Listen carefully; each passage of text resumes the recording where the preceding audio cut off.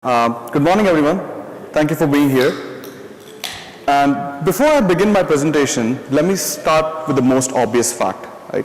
Why are we all here, right? As network professionals, we all want our networks to be fast and secure, right? So what do? We buy network products, right, which will give us maximum performance and maximum scope of security, right? But is it that easy? Right? Job well done? Not really. So what's the real challenge here, right? Even if we have bought those products, what's the next challenge for us, right? And I would like to show you that challenge with a picture, right? A picture says 1,000 words, right? Any guesses, with a show of hands, what this picture says here?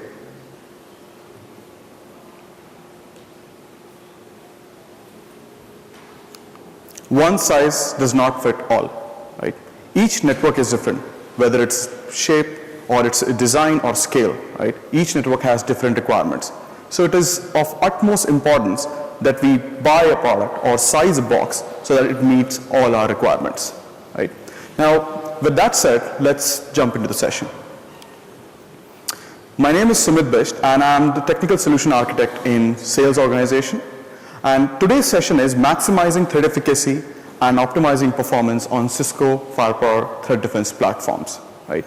In today's session, we are going to look at performance and efficacy. Now, secure and fast translates to performance and efficacy in today's cybersecurity world, right? By performance, we mean what is the maximum throughput that we can get out of the box? How many users, how many connections, or how much traffic can it really support, right? By threat efficacy, we try to measure the security effectiveness of a product, right? How much coverage it has against the latest exploits. How effectively can it block all of them, right? Now, in today's session, we are going to cover performance and efficacy and how we benchmark them in Cisco, right? We'll also go through some best practices, what kind of tunings are available, and in the end, we'll also show you a few demos, right? In conclusion, we'll also take a look at what we have learned so far and what are the session takeaways for today. And this session will also be helpful for anyone who is, tasked with sizing a firewall, right? That is one more aspect we have seen, that is a bit troublesome, right? Sizing a firewall. What are the data points? How would you estimate sizing, right? So we'll also look through that. Now, before, I'm not sure if you've gone through the Cisco WebEx Teams, the slides, there might be a few changes in the slide that you've seen. In the agenda slide, there's a minor modification, and in the FirePower learning map, I apologize for that. We've asked the content team, they're going to update it. So once you go home, I think it'll be done. But it'll be updated with the latest content. But don't worry, it's a minor modification, not anything major. Now, if you haven't joined the WebEx Teams room, please join this discussion here. I have my colleagues in this Teams room who are, subject matter experts from FirePower technology and a technical leader. They'll be happy to answer any of your questions. But I'll also allow some time to answer your questions, so feel free to ask me as well, okay? Now, without further ado, let's jump into the session, but before that, let's take a look at FirePower. This is the FirePower diagonal learning map. This is my session, and I've highlighted few sessions, in purple color, which will be really helpful. So these sessions essentially cover detailed troubleshooting flow, like troubleshooting like attack, deep dive sessions, and architecture information as well. So this is going to be really helpful. I highly recommend them to go through them. There are a few sessions which are already covered yesterday, but few sessions which are upcoming. So these are going to be really helpful for you as well. Something about me, I've worked in TAC for about 8 years. I supported products right from PIX, FWSM, ASA, CX, all the way to FirePower. I've been working in FirePower technology for the last 5 years now. I'm also one of the co-architects for Security Experience Center, which is located in Bangalore location, and where we invite our partners and customers to give them an overview of the entire Cisco security portfolio. We show them how Cisco security products integrate among each other, and then we also show them demos. I'm also interested in information security, so as and when time allows, I try to attend seminars or maybe give seminars at universities and colleges. Now, in my current role, I primarily work in POVs, proof of value, or POC, which proof of concepts, as you call it. So my role is I primarily work with the other SEs, DSAs, or sometimes directly with partners and customers. And what we do over there is we try to benchmark our FTD product in terms of performance and efficacy, right? Functional testing, and sometimes even custom scripts for automation. And I hope to share all of that experience with you today. Whatever we have seen in our POVs, what are the best practices that we have seen, I hope to share that with all of you today. Now, I'm based out of Bangalore. I work out of Bangalore, but this is my hometown, right? Interesting fact, this is the birthplace of yoga. So if anyone has any yoga questions, you can come after the session and I'll be happy to answer. What are the session's objectives, right? Right before you buy a car, you will always go for a test drive, right? So how do you test drive an NG firewall? How do you make sure that it fits your requirements? That's what we're going to look into today's session. We're going to acquire necessary knowledge, techniques on evaluating and benchmarking Cisco FTD platforms, right? We'll also look through the best practices that I've collated from my TAC experience, from my POV's experience that we have gone through, and that is applicable to your testing environment and production environment alike, right? We'll also look at how do you size a firewall? What are the data points that you would require for a sizing estimation, right? We have seen that usually we all refer to data sheets, but data sheets are just a reference point. So what extra do we need to do to get to the right fit, right? That's what we're going to cover in session. These are one of the session objectives as well. Agenda. So this is a minor modification I was talking about. There might be a modification at the end, but rest of it is the same. Introduction, we'll begin with common terminologies that I'm going to use in today's session within the context of FirePower threat defense or FTD, and performance and efficacy testing as well, right? We'll go through in detail, in performance testing. So how many of you have actually dealt with a performance problem with a show of hands? Isn't it nasty? I think performance is one of the hardest problem to solve, and it's not a golden rule. We can't really just click on something and it'll fix it. We have to practice it daily. We have to apply our knowledge and narrow down a lot of things. So I've been in TAC for a long time, and I know performance issues are one of the craziest to troubleshoot, right? Similarly, performance testing, how do you benchmark the FTD? There are many factors involved. There are concepts, what are the factors that influence performance, what are the benchmark tests, right? What are the best practices about them? We are all going to look at them in detail, and we'll also show you a few demos. And when we come to threat efficacy testing, right? In threat efficacy testing, we are going to look at how do we size up our firewall against the latest attacks that we have, right? How do you test efficacy testing? How do you do that, right? What kind of tools do you use to do that? Right? By the way, any one of you have ever involved in a POV or a POC with Cisco, with a raise of hands? Awesome, okay. So in my POV, in my role as a when we work in POVs or POCs, we primarily look at these things as well. How secure is your firewall, and we try to prove that with all the testing that we do. Now we'll also go through some best practices involved in threat efficacy testing, and we'll also look at a few demos. In conclusion, we'll try to take a look back at what we have all done in this session, and then what are the session takeaways that you can actually practice. Okay. With introduction, what are the key terminologies that I'm going to use? There are some acronyms that I might use. I might call FTD not FirePower Threat Defense Platform because it takes a long time to spell that out, right? So FTD is the FirePower Threat Defense. It is a unified image of ASA and FirePower, the legacy functionality of the ASAs, and the SNOT deep inspection capabilities of FirePower, right? Lena, I think you might have heard this word a lot. So Lena is one of the process in the FTD, and FTD is the application, and there are two processes, Lena and SNOT. So Lena is the one which handles your routing, your NAT and L4 capabilities, right? With SNOT, it's all about deep inspection.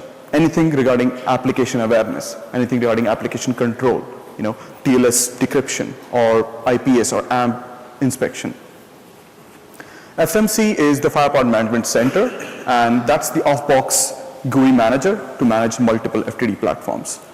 FXOS is the FirePower Extensible Operating System, and that is the underlying OS for most of our hardware platforms, which includes 1100, 2100, 4100, and 9300.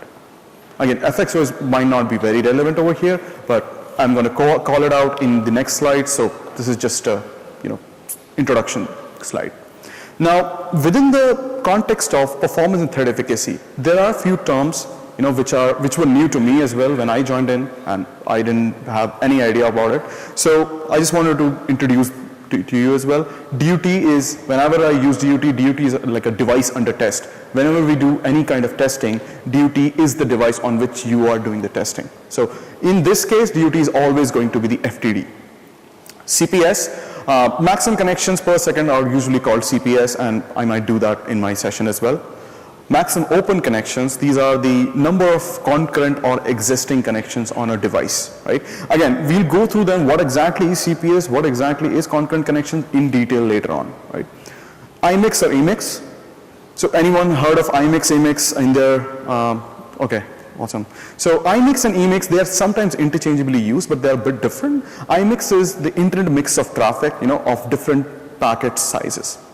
EMIX is when you mix IMIX with services and applications like YouTube or your Facebook.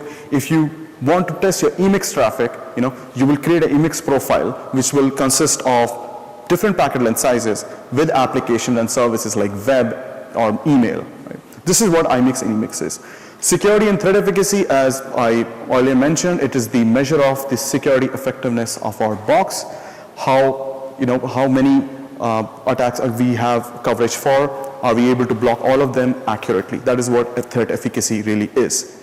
POV or POC, we call it interchangeably. Again, proof of value or proof of concept is where we try to size our box in terms of performance or efficacy. This is where benchmark really takes place. Okay, so a short introduction on Cisco FirePower Threat Defense Platform.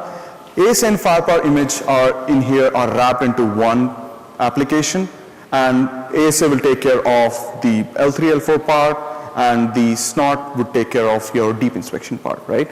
And FXOS will be used when we are talking about our hardware platforms, So FXOS, what actually happens is it acts as a wrapper around the FTD application. Similar to your phones, you're using Android or iPhone, your WhatsApp is an application and on your phone. So similarly, FTD or ASA is an application on FXOS. You can install any one of them, right? So just brief introduction about FTD. Now, what exactly happens at LINA and what exactly happens at SNOT level, right? So at LINA, as you can see over here, we usually handle ARP, NAT, routing, multicast, anything of that sort. Any L3, L4 checks, which our legacy ASAs also still do. SNOT is all about deep inspection. We're talking about app identification, URL filtering, TLS decryption, IPS, and AMP inspection as well. So both of them combined together, as I've already mentioned, is FTD.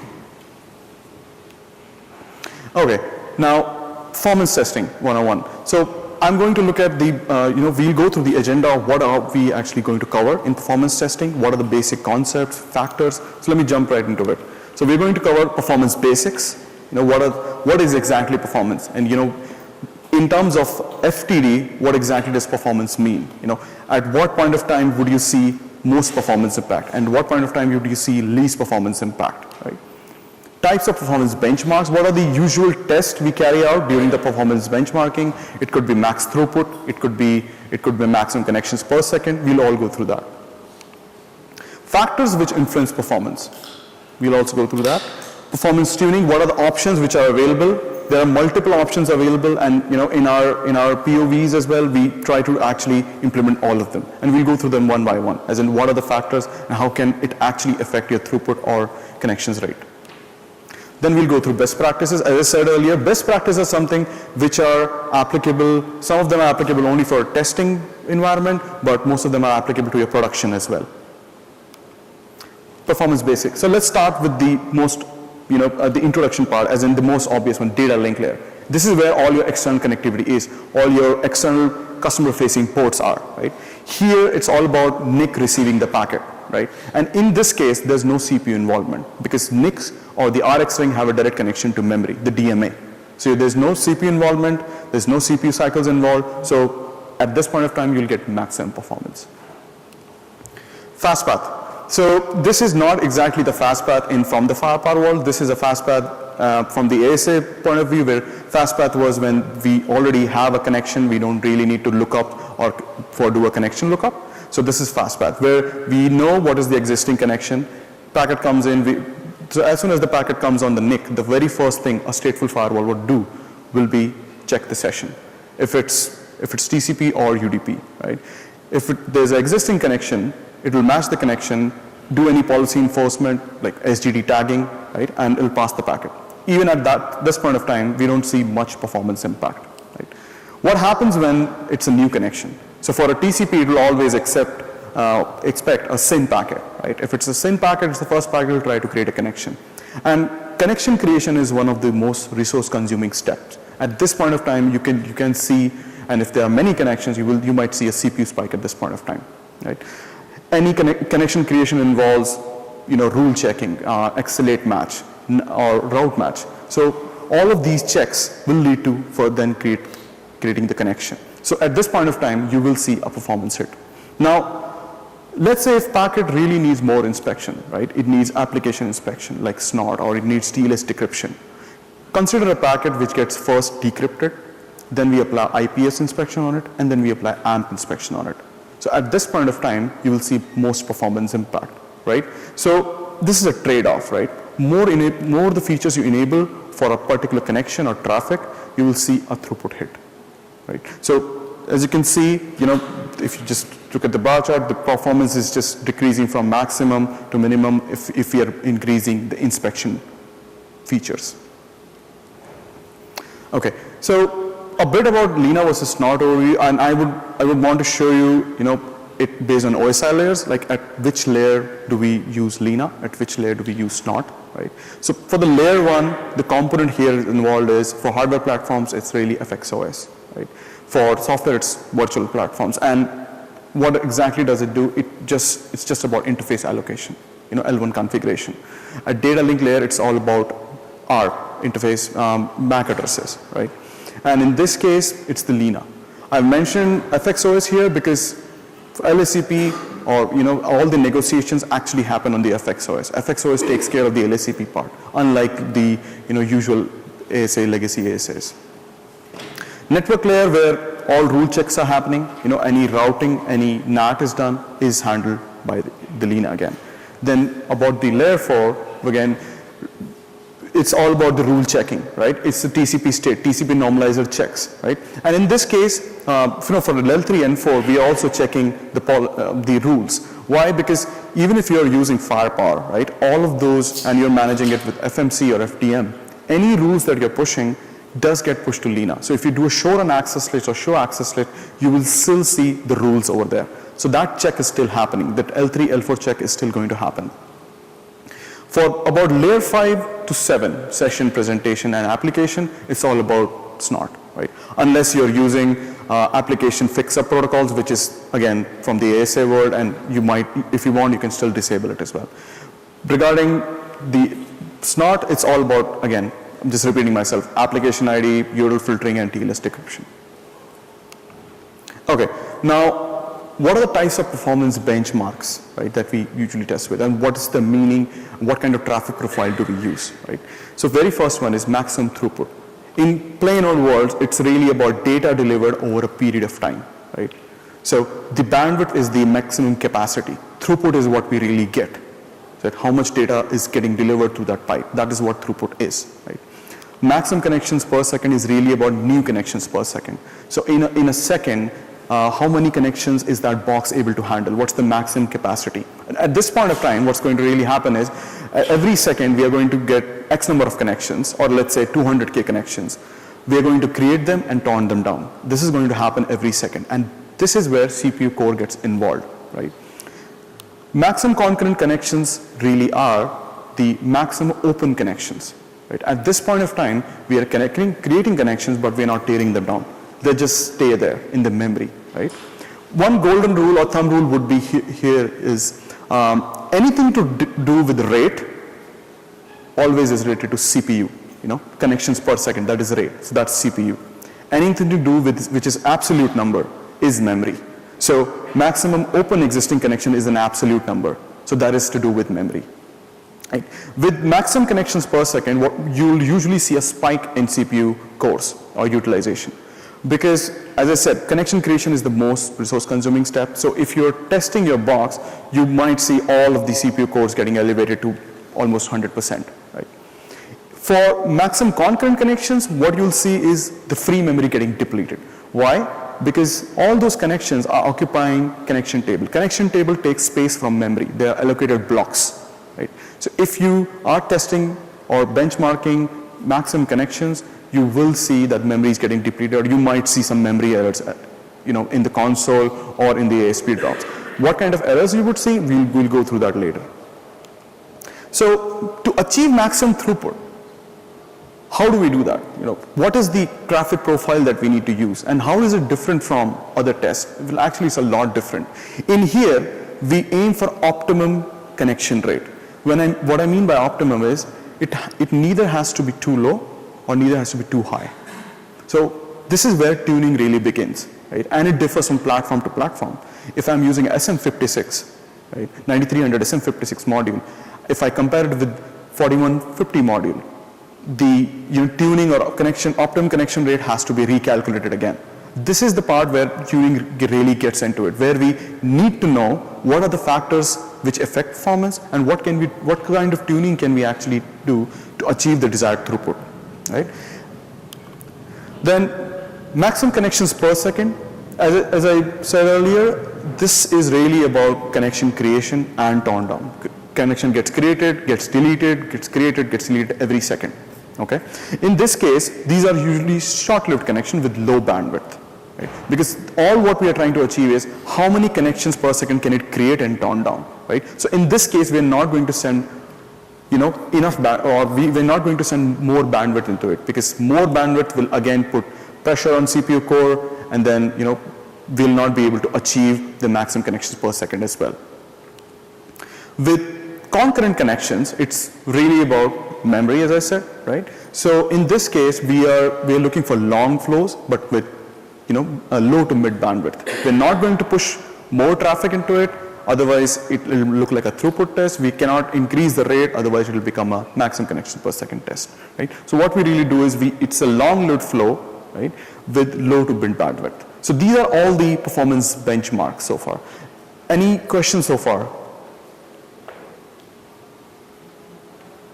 Okay, so I'll move on. So how do we test, right? In Cisco, we have different teams, right? I'm from sales, right? I'm also doing the POV stuff. We have our QA team, we have our BUs. So we all are using some kind of test tools to benchmark our platforms, right? There are licensed tools usually, right? So industry standard unlicensed tools. So I'm not advocating the use of any tools, but it's just this is what we usually do, right? We use Ixia, we use Spirent. There are some freeware or open source tools as well, which T-Rex, this is again by Cisco, and iPerf. iPerf, I think, is one of the most famous. Right from my tag days till now, I can still hear everything about iPerf. It's free, and it's easy to use. But why do we use industry standard tools, right? Because it can be customized, right? We can use a load profile, right, in industry standard tools, but not in iPerf. We can do efficacy testing, security efficacy testing with Ixia or Spirent tools, but we can't do it with T-Rex or iPerf. There are others as well. I've just mentioned a few. Okay, now coming to performance factors. So I've categorized them into 3 categories over here. Okay, one is CPU, memory, and throughput. What affects the overall performance, right? So I've tried to just narrow it down to as basic as possible in this case, because we have several points and most of them are interrelated. Okay, so very first thing in the CPU, jumbo flow, right? I think we have all worked with jumbo flow. I've troubleshooted a lot. It's called jumbo flow, it's called elephant flow, it's called single flow, all the same, or long flow sometimes as well. So what is jumbo flow? Jumbo flow is a single connection, right, occupying a single core, right? Since it's a single connection, it is always going to get hashed to the same core, right? And if it's a long flow, right, either rate is too high or bandwidth is too high, it's going to occupy that single core.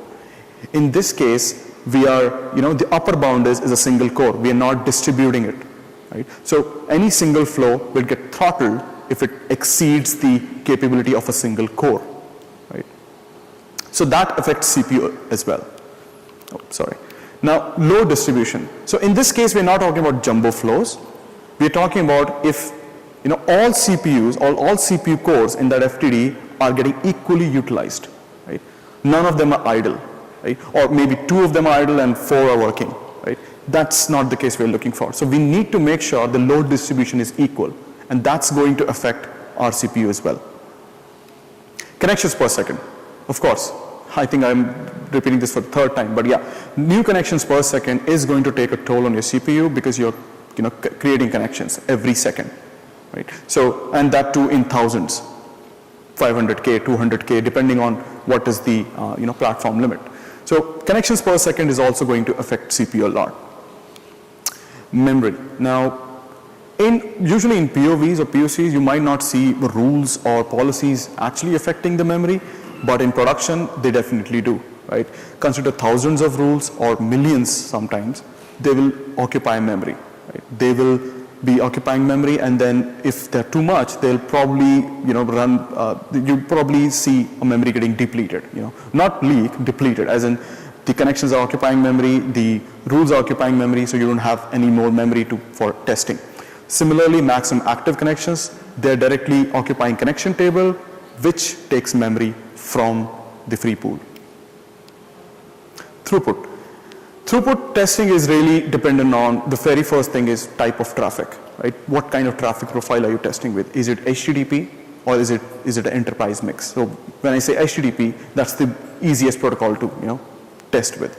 If you're talking about enterprise mix, other application engines get involved, and at that time you will see a drop in throughput, right? So in this case, HTTP versus emix is something that you would need to consider as well. Sorry. Features enabled. Now, SSL decryption, right? I mean, if you remember the performance basics, if we increase more features, our throughput is going to drop. TLS decryption is computationally expensive. Even though we have hardware crypto acceleration on our hardware platforms, we still have to match those flows for hardware offload, right? So all of that computation is still expensive. So you will see a degradation in your throughput, right? Similarly, for AMP inspection, we are trying to calculate the SHA of the file, right? So that's going to affect the CPU as well. IPS, it's going to look at layer 7 payload.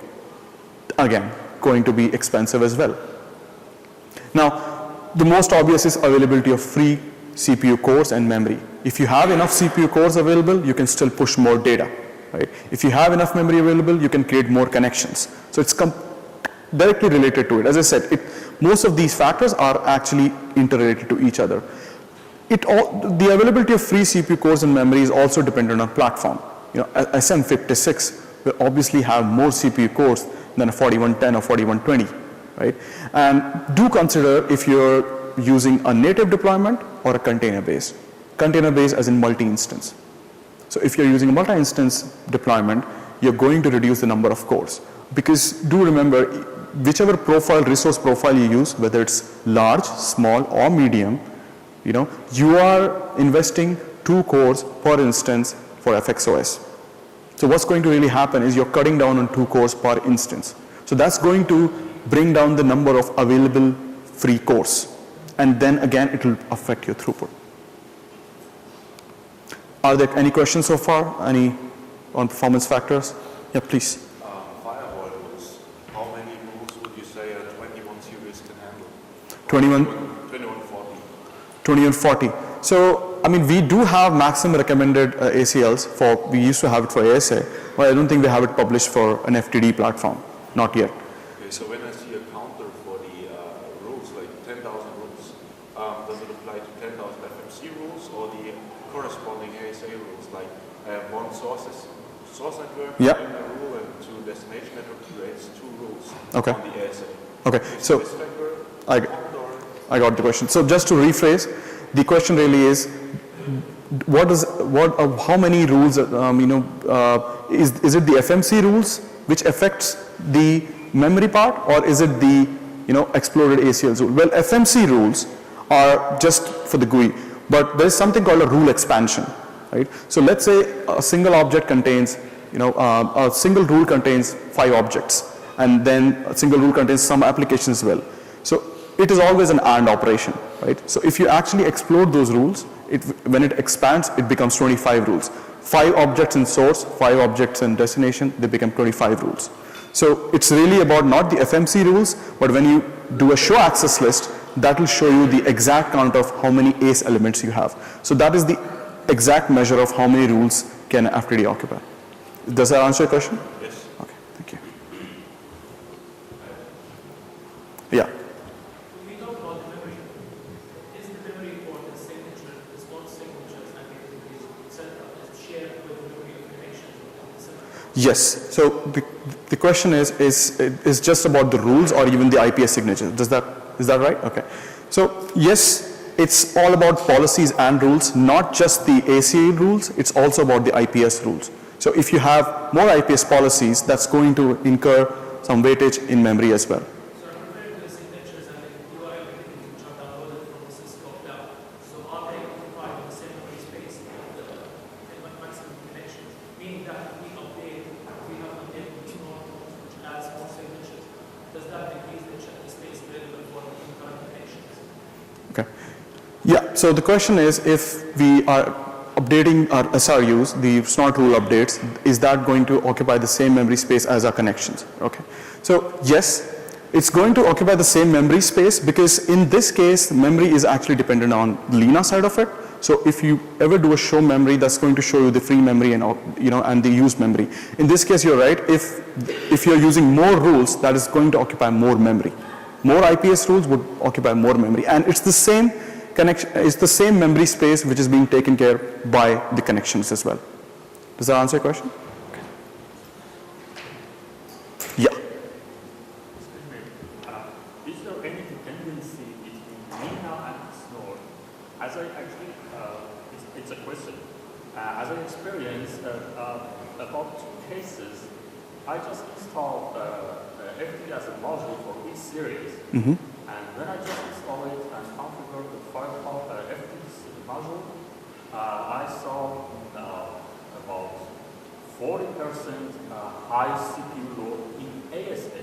I don't know why, and I just searched and I didn't find nothing. Okay. So is that 5500X series? Yeah. And you have installed a SFR module on it? Yeah. Okay.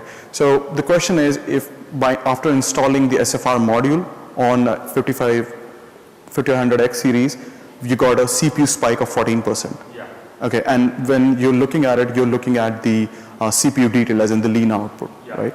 And is it available for all cores or the overall? When I just investigated about it, I saw that many ASA drops. Okay. On my ASA, On the ASP drops. Okay. Do you? I know I don't want to ask them about exactly, but I'm thinking about many dependency if it exists between Lena and Snort. So there are dependencies between Lena and SNOT. The question is, what are the dependencies between Lena and SNOT, right? And again, ASP drops, we are not sure right now what are the ASP drops. But yeah, Lena is the one which is sending the traffic to SNOT, right? So now if SNOT decides to blacklist that traffic, it is again has to be dropped by, in this case, because you're using a SFR module on a 5500X series, SFR module doesn't have the capability on its own to drop it. So it needs to ask the Lena module or the ASA in this case to drop the traffic. So if you see a spike, I think we would have to investigate on what was it before and what is it now, and is it the overall CPU usage, or is it like per core everything has increased? Not just CPU usage is increased, not about the memory. Okay. I think if you could connect back with me later on, if you could investigate the ASP drops, I think we can take a look at it exactly what is the reason. Okay. Performance tuning, right? So what are the factors which we can use to optimize performance, right? So this is the agenda. I'm just going to quickly run through it. Average packet size. I think this is one of the most famous one that we actually use, and you'll see why. average packet size can be changed by tuning object size, SSL record size, and delayed ACK. Now, one golden rule is increase in average packet size does mean increase in your throughput. Why? Because what's going to happen is in each packet you're sending more data, right? So consider a 1024 byte average packet size with a 450 byte average packet size, right? With a 450 byte average packet size, you're actually pushing less data in one packet. So in a connection, you'll get more packets, right? And overall you get more connections. More connections would mean the box needs to, look up the, do all the checks again, right? So more packets, but less data, right? In case of higher average packet size, it's less packets, but more data. So if you increase it, it's going to increase the overall throughput. We'll also go through load connection ramp-up profile. Again, I'm just running through it. We need to cover it in detail. Load distribution, and then long persistent flows. Okay, so what is average packet size, right? So every one of you has been in an elevator, of course, right? So when you enter the elevator, right, what you'll see, you'll see people, but they're all different, right? So unfortunately, they don't look like this. They don't look all the same. They are different. This is exactly what we mean by average packet size. We need to calculate the average packet size because in that traffic profile, you will see different kind of packets of different packet lengths, right? What exactly do I mean by that? Let's look at a packet length distribution, okay? So this is a typical packet length distribution. If I take an average packet size of 5110 bytes, right, you can see that maybe you're not able to see the bucket, but most of the packets are in the 513 to 1024 bucket size, right? So what you're getting is 5110 average packet size. Let's see if we can increase the average packet size and what exactly does it look like. If I increase the average packet size by 840 bytes, you can see now we have more packets in the 12812 1518 bucket as well, right? So what we are doing is we are sending more packets with more larger size, right? And that's when the entire average packet size is going to increase, right? Okay. So how do you tune the average packet size, right? We have talked about it a lot, right? And this clearly is a big factor in what throughput are you getting, right? So most of you might have seen in our data sheets as well, we have tested with 1024 bytes average packet size, right? But your network might be different. It might be using 800 bytes packet size, right? Or it might be using 450 average packet size, right? And let me tell you, it influences it a lot. If you use 450 average packet size, the throughput is going to drop, right? So if your network is having a different average packet size, just consider the data sheet as a reference point, right? That's not the final thing, right? So how do you tune it? We can tune the object size. In this case, I'm taking an example of HTTP, but it's applicable to FTP or any other protocol as well. So the object size is really the application data, the application payload that we send in response to the GET request. And I'll show you a few screenshots to make it clear, okay? SSL record size, just like HTTP object size, it is the application payload inside the TLS header. So that's the record size. Delayed ACK, right? So this is again one of the TCP. If you have heard about Nagle algorithm and delayed ACK, this is all about TCP optimization, right? So we use that as well. In a TCP conversation, you might have seen whenever we're sending data, we need to send ACKs, and there are periodic ACKs, and ACKs usually are 64 bytes packets, small packets, right? So what we are really doing over there is we are sending data and we are sending periodic ACKs. But what does it do for the entire conversation, right? We are actually increasing our protocol overhead. Right? We are sending 64 bytes packet, but there's no data in it, so we are actually wasting bandwidth. Right? How can we increase it? How can we tune it? We'll see that in delayed ACK. HTTP object size, as I said, it is just the application payload in the GET, in the response header, right? So let's look at this HTTP protocol over here, and this is a GET request and the response 200 OK. And if I look inside the response 200 OK, I can customize it like this. This is for the response data. This is a file. So what I'm doing is I'm just configuring and just uploading a 250 kilobytes file, right? If I change the size, it's going to change the average packet size again, right? So by modifying this particular size, I can play around with average packet size. Similarly, for SSL record size, now this is the application payload within the TLS header, okay? And the maximum TLS record size can be like 16 kilobytes. And I have a sample here which we have tested and I have recorded it, and you can see if I increase the SSL record size, you will see increase in average packet size. With a 410 bytes SSL record size, I can see average packet size of 512 bytes. Right? With 1460, I will get around 765. Similarly, for 2200 bytes of SSL record size, I can get around 1024 bytes packet size. So if you're doing if you're ever get a task of doing a TLS decryption throughput testing, this is a record size that you can play around with. This is the most effective that we have seen so far in my experience. Delayed ACK.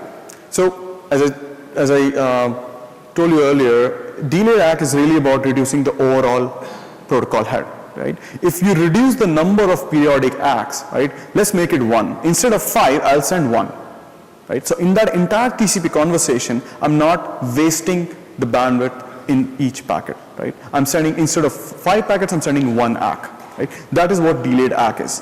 How do we tune it? We're going to look at it right now. So again, it results in higher average packet size, and trust me, this has actually been our savior. In a lot of times, whenever we are trying to do throughput testing, if object size doesn't work, this is the go-to for us, right? So let's look at TCP configuration, right? So in this case, we have the maximum segment size of 1460 bytes, right? And we have delayed ACK enabled. So how do you tune it? What is the parameter that we can tune, to achieve higher average packet size to reduce that protocol overhead? Initial receive window. So initial receive window is sent or advertised by the receiver, which tells us this is the maximum amount of data I can receive. Okay, after which you'll probably set a 0 window update.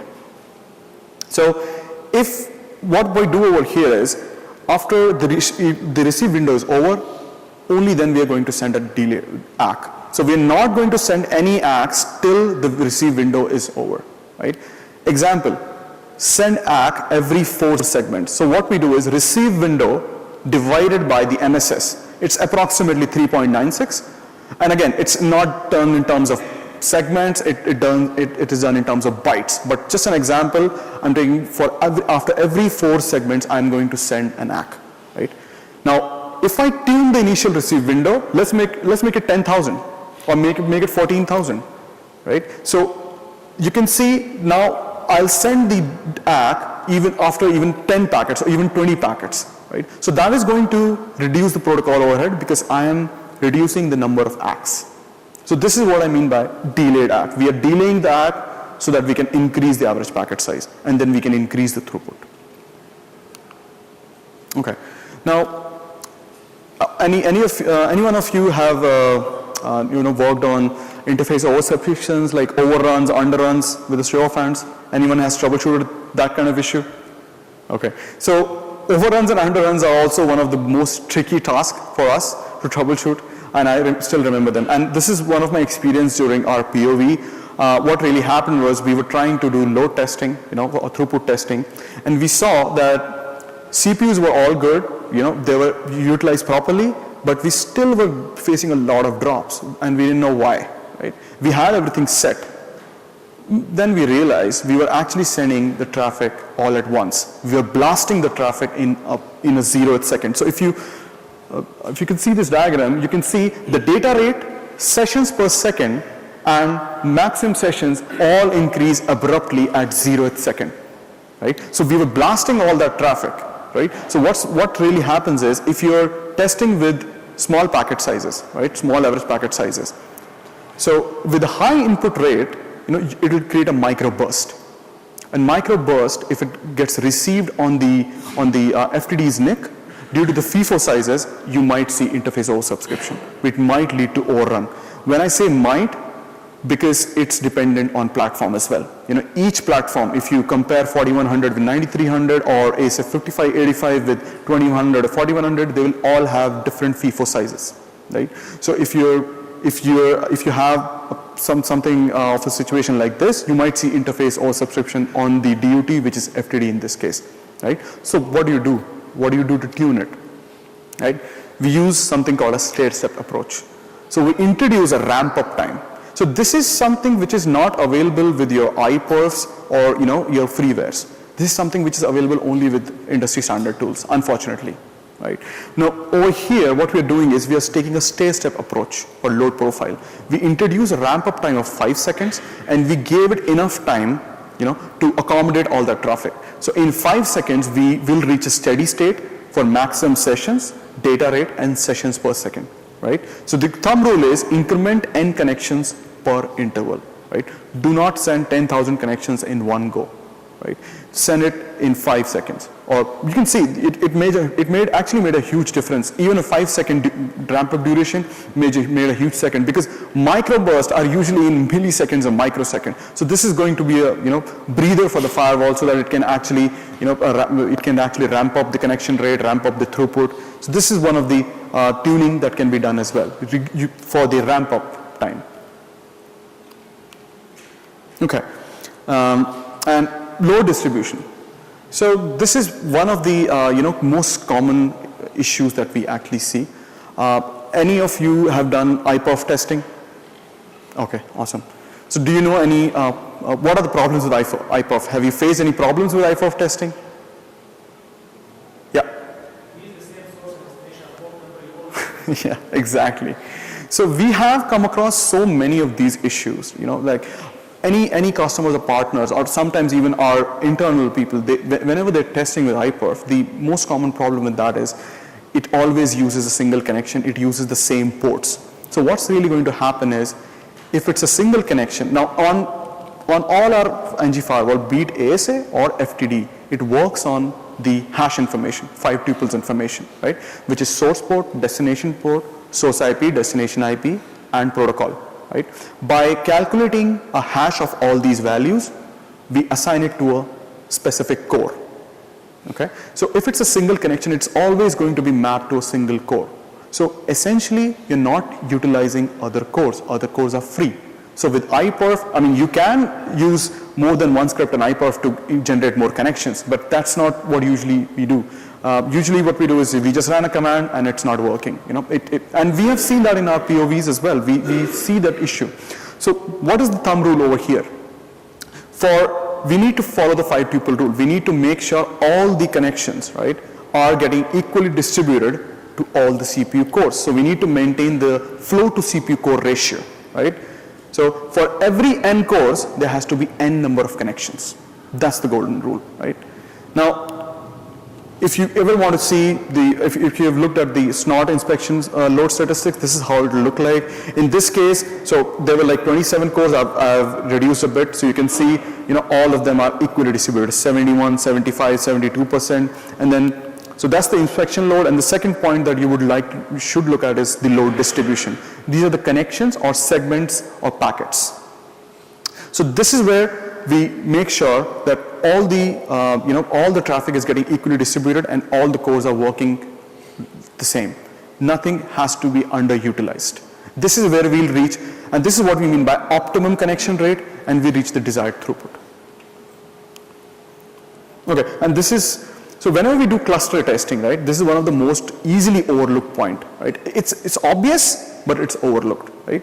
Whenever we are doing cluster testing, right, we have to make sure that all the units in the cluster get the equal load distribution. Any guesses how can we check if the cluster, if the cluster is getting, if all the connections are getting equally distributed, all the packets are getting equally distributed on a cluster, be it ASA or FTD? Any guesses? Yeah. Maybe you can check the cluster controlling, like if nothing flows with the cluster controlling, no queries going back to the other unit. I'm actually looking for a specific command. Do you know a specific command? Okay. Anyone else? Okay. So you can just use show cluster info con distribution, right? This is going to tell you how many connections per second or total connections are there on a particular unit. So you can see over here, there are 3 units over here, and approximately all are getting the same amount of connections. So this is even distribution, Right? Even this is applicable for clusters as well. So it's not just about a CPU core on a single box now. It's about all 3 boxes now. And all 3 boxes getting equal distribution of load. Again, this is something which is all done by load balancing, but we need to consider it as well. Maybe there is an unequal load balancing happening for some reason, right? You will see at that time, one of the boxes will get overutilized and one is getting underutilized. So this is also one of the factors that we should always look for. Okay, now long persistent flows, right? So with long persistent flow, if I've already mentioned it, if you increase more packets in a single connection, right, there'll be more control plane packets, more TCP handshakes, right, 3-way handshake. So 3WHS is 3-way handshake, right? So if you have more connections, more packets, you'll have more 3-way handshakes. So how do we optimize it? How do we reduce that particular part, right? So there's something called HTTP pipelining, right, where we inject multiple GET requests in a single connection. Again, this is also one of the tuning factors that we can do. And again, all these tuning will be done on the test tools itself, right? So just an example. So you can see over here, for a GET request, I'm setting 20 GET requests per connection. So this reduces the overall protocol overhead, right? We don't need to, have a single 20 connections for each 20 of the 20 GET requests. We will push 20 GET requests in a single connection, right? And this is done by default, right? But you can tune it. Any questions so far? Yeah. As I see the discussions around how to test and mask the equipment, but what happens in the real world? We start and have to do a performance tuning after this install. After it's installed, right? You're not changing the HTTP request. Yes, I agree. So the best practices that I'm going to cover will cover that part as well, like what kind of policy tunings you can do in production environment, right? This was all about benchmarking because this session is about benchmarking your products, like how to size them, and the best practices that you can use in your production and testing environment as well. So when we go through the best practices, that will cover the production part as well. Like if you're already in production, what do you do? Of course, you can't change this. I agree with you. So what are the best practices would you use? What are the tunings that you would use in your environment? So I'll cover that as well. That's coming up. Any other questions? 22. Okay. So performance troubleshooting, right? So how do I know that I'm reaching maximum capacity on my box? Right? If I'm running a test, how do I know? And this is even possible for production environment. But in production environment, 100% CPU is always an alert. As opposed to testing environment, again, if the CPUs are running at 100%, that doesn't really mean it's dropping traffic. So what are the symptoms when it will actually start dropping traffic? What would you see? So for maximum throughput test, what are the commands that you can use? So you can use show ASP inspect -dp snort. You can use show CPU detail, and you can use show ASP drop, right? So when would you know this is, your FTD is saturated or is running at a maximum capacity for a maximum throughput test, right? In a production environment, as I said, if it's running 100%, it's an alert. And I agree, because the next time it happens, or if it goes, if it keeps 100%, it will obviously be going to be dropping traffic at one point of time. So that's an alert. But for testing, you can still consider it as as an okay sign. And only when you see snort busy drops in ASP drops, then you would know that this is the limit. This is where I need to stop. Now, with regards to test tools, there's something called a back-off timer as well. So let's say if you're running at maximum capacity, right? Your test tools might also back off. Because they would understand that there's a latency coming in, and they will try to, if they're running at 200K per second, they'll probably push it down to 180 or 150K. So this is also something that needs to be considered. With maximum connections per second, it's really about CPU again. So all those snort CPU details or leaner CPU details are applicable here. Show resource switches will show you what exactly is the connection per second at that point of time. And snort busy drops. The last part is maximum open connections, and this is where memory comes in, right? So you will always look at show memory, show blocks, and look for any punt, no mem drops, or if there are any memory errors in console output. So these are a few commands that you can use. Again, I know this is not detailed troubleshooting flow, but yeah, I mean, we're not here to cover the detailed part of it. I just want to tell you how do you know if it is saturated. Now, in production environment, yes, of course, it's different, right? If a CPU is running at 100%, that's an alarm for you, right? So you would need to check why is it utilizing, is it the maximum capacity of the box or not? Okay, now we come to best practices. So there are, when I begin, there will be few best practices on the test tool itself. You know, whenever you're sizing or benchmarking, what are the practices that you follow, and the rest of them will be focused on the production environment. Baselining your test, right? So this is the first thing that you would do. Before you even run a test, you would need to know what is the maximum bandwidth that I can get without the FTD, right? So in this case, we just wired this test tool back to back and find out if it's, how much throughput is it giving. If it's giving 10 gig, we know our upper bound is 10 gig. Right? And then we are only going to get less than that, not more than that. So this is one of the few pitfalls we always have to look out for. Default MSS settings. So this is something very specific to Ixia and Spirent, right? Ixia breaking point doesn't really change MSS, you know. And if you know, on FTD, the default MSS value is 1380, right? So on Ixia breaking point, whenever we do the test, we need to change it manually. But as opposed to Spirent CyberFlood, it will dynamically adjust it. Resource utilization of the test tool. So it's not just about the FTD, CPU utilization or memory utilization, it's also about the test tool. If test tool, you know, is getting throttled, it's probably because, you know, it is spending too much resources. It's very especially for a TLS throughput decryption test. You know, if you're using the TLS itself, the decryption encryption rate is computationally expensive. So you might see resource utilization on the tool as well, you know, go high. So this is also something to look out for. Then there is no max all test. You know, we cannot expect to run throughput, connections per second, and maximum open connections at the same time. Now we need to run them separately. Like if you mix max throughput with the maximum connections per second, most likely max connections per second rate is going to overwhelm the CPU and you're not going to get the desired throughput. Then you cannot mix max new connections per second test with memory, with the maximum connection test, right? Because again, the CPU will be overwhelmed, it will not be able to create any more connections. After every test run, do clear the connections. This will free up memory, this will clear all the connections, otherwise it's going to mess up with your test run.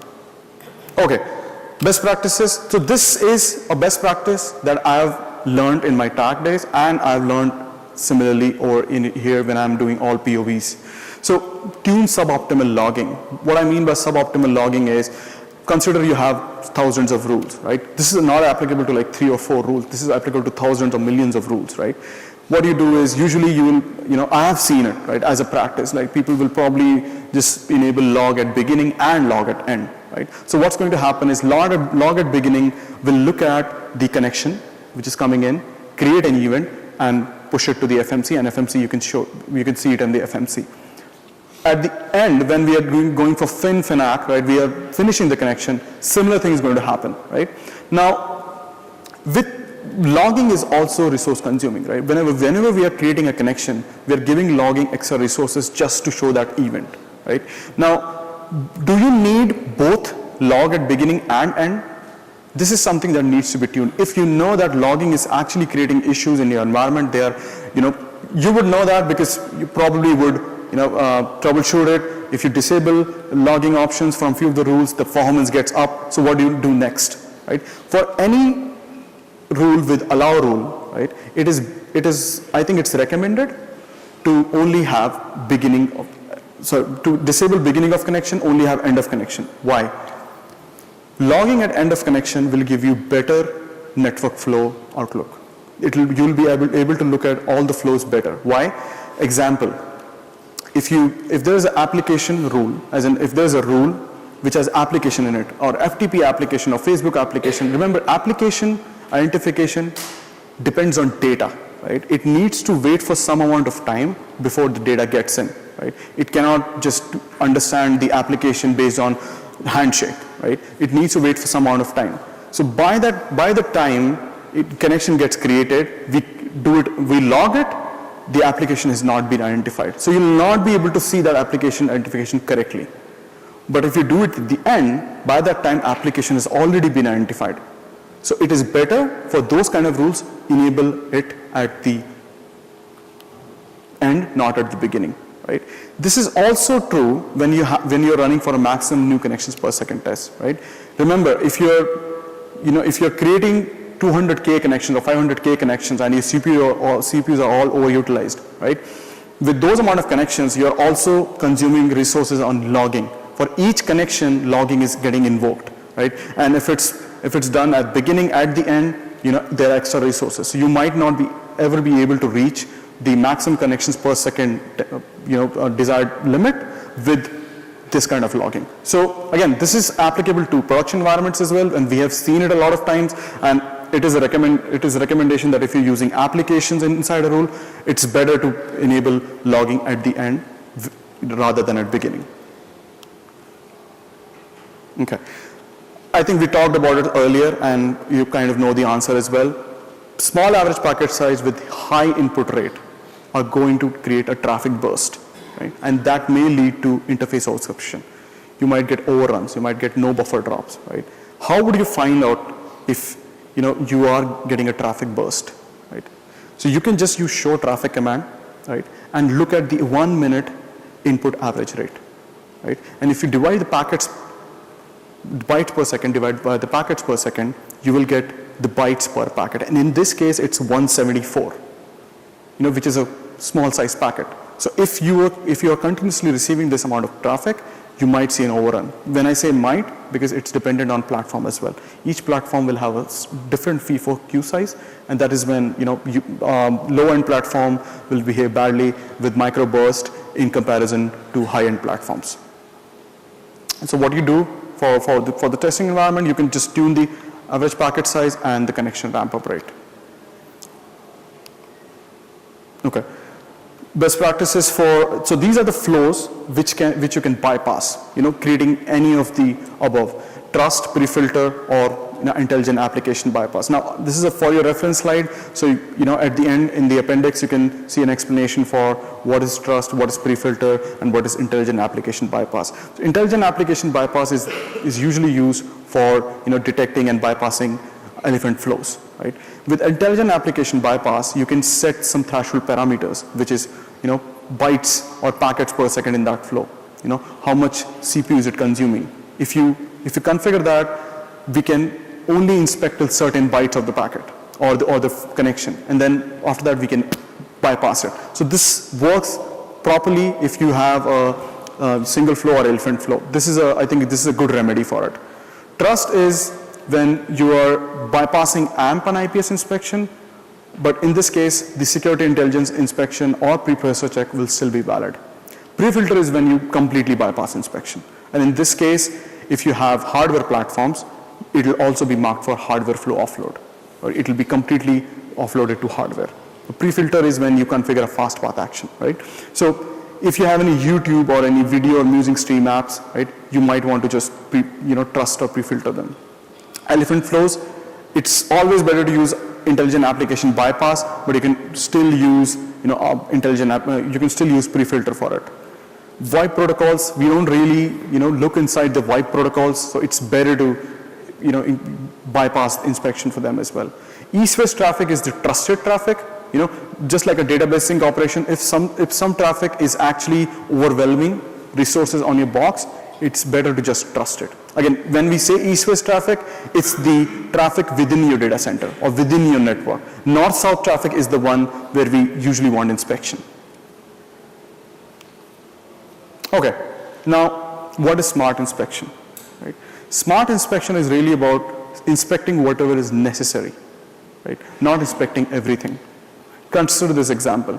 In your malware policy, you can configure the direction of transfer. Right? Either it can be any or upload or download. Now, for an internet edge firewall, right, you would not know if it's on upload or download, so you will probably use any. But consider a firewall which is placed in your data center, and there's a web app behind it. There's a web server behind it. If you know that's the only possible thing on that web server is upload, just choose only upload.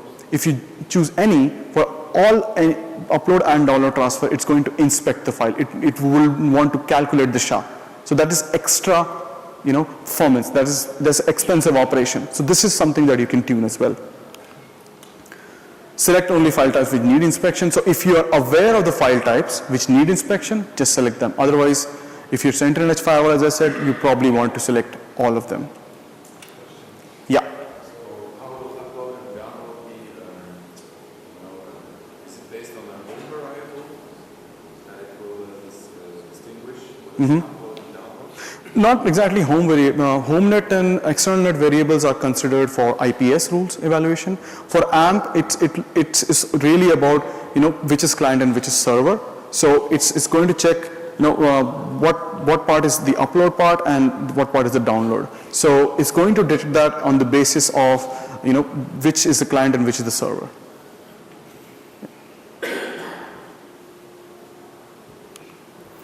Okay, this is one of the case studies we got, and I think we had a production issue and with one of our customers. So what they really were using was they had high CPU utilization on their FTD, and they were using AMP. So the problem that we got was when we disable AMP policy, everything works, but when we enable AMP policy, everything starts to slow down, right? We figured out later on that 50% of their traffic was SSL, right? But they were not using SSL decryption policy, right? But the rule they had enabled, there was any rule, and all SSL traffic was getting matched onto it. And that any rule had IPS inspection, had AMP inspection enabled on it. So the golden rule here is, if you're not using SSL decryption, there's no point in doing app inspection on a SSL traffic. You won't be able to look into the payload unless it's decrypted. So this is like one of the I think interesting cases that we got, because we were not able to figure out what exactly was it, and then when we really saw what traffic is getting matched, again, most of their traffic was SSL. It was 60-70% traffic was SSL. That's why they had the most hit. Had it been 30-40%, maybe we would not have seen the issue. But this is one of the more important factors, as in to tune your policies, to understand what kind of traffic is actually flowing through. Where do you want to apply AMP inspection? Where do you want to apply IPS inspection? Okay. The same round is something called early detection, right? It's like detecting something early, right? We don't want to spend more CPU cycles or more inspection cycles on something which can be done with a single rule, right? So whenever you start, right, this is actually about rule ordering, right? How do you configure? What are the best practices about rules, right? So rules with known parameters, right? Be it 5 tuples. Now on FMC you can configure multiple options for matching a rule. It could be URLs, it could be SGT tags, it could be VLANs, right? So all those specific rules should be configured at the top, right? Why am I saying that? Because remember, unlike route lookup, right? Route lookup, if you have a routing table, even if you have millions of routes or even you have thousands of routes, it will always look for the most specific route.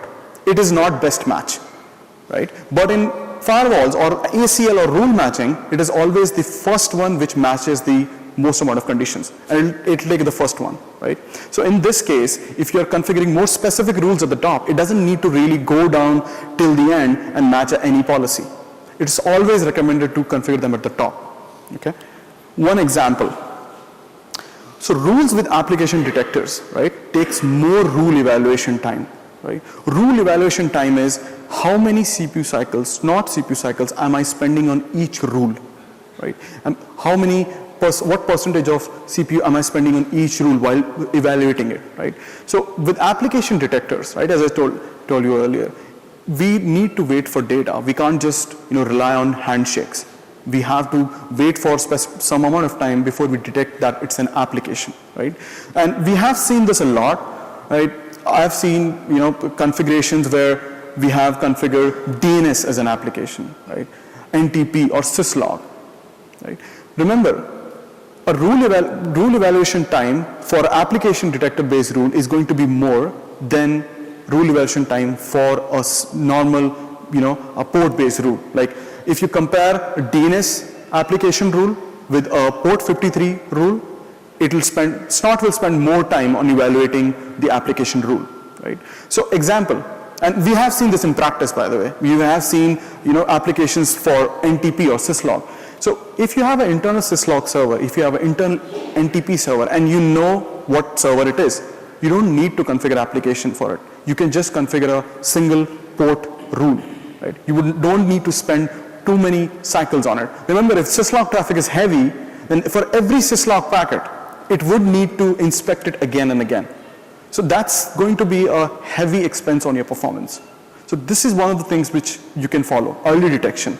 You don't need an application rule if you can just do away with a port-based or IP-based rule. Okay, do you have any questions so far? Okay. Now, so as a part of demo, what I want to show you is how do we recreate datasheet numbers. Any one of you have done testing with datasheet numbers, and anyone of you have faced issues with it, with a raise of hands? Okay. Did you face any issue with throughput or maximum connection? Okay. Did you look at the datasheet and you're not getting the results? Yeah. Okay, awesome. So this is what we do in POVs as well. We constantly get requests that, you have published this number, but we're nowhere close to it, right? So how do you measure that? How do you do that particular testing? There are a few things which are mentioned in the data sheet, but there are a few things which are not, right? And I can promise you, we are trying to, revamp the entire structure so that you get more information about it, right? So in this demo, what I'm trying to do is I'm trying to recreate two tests, right, which are there in the data sheet, right? So I'm trying to create data sheet number for 4115, and we'll first do a test with maximum new connections per second. Then we'll try to replicate TLS hardware decryption number, which is around 6.5 gigs, and maximum new connections per second is 200K. The topology that we are going to use is this, just for your reference. By the way, I've given the datasheet reference at the end. And the topology, if you see over here, is this is just a cyber flood I'm using, which is connected. Its inside or outside ports are connected to a Nexus. Nexus is connected to a 4115 HA. Fairly simple topology, right? Okay. So what are the preconditions to test? And this is one of the important part, and you will see that more when I do a TLS decryption test. You will see there are a lot of preconditions to test. In this case, the access policy. In this case, we are not using IPS inspection or AMP inspection. We are just doing a pure AVC new connections per second test. So we are using HTTP, we are using any rule over here, and the only traffic profile that we are going to use is HTTP. Remember, we are not aiming for, you can include, but you won't be able to reach data sheet. If you include, application profiles in here, right? If you include web server traffic, if you include, web server, not a good example, DNS traffic, right? That's going to be computationally expensive, right? So that's going to, you won't be able to reach the 200K number. So just to match the data sheet, these are the preconditions that we're going to test with. Okay, so let me just start the recording. Okay, so this is the maximum new connections per second test. Okay,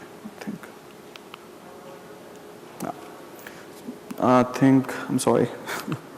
I think I've started with a different test. Let me just check that real quick.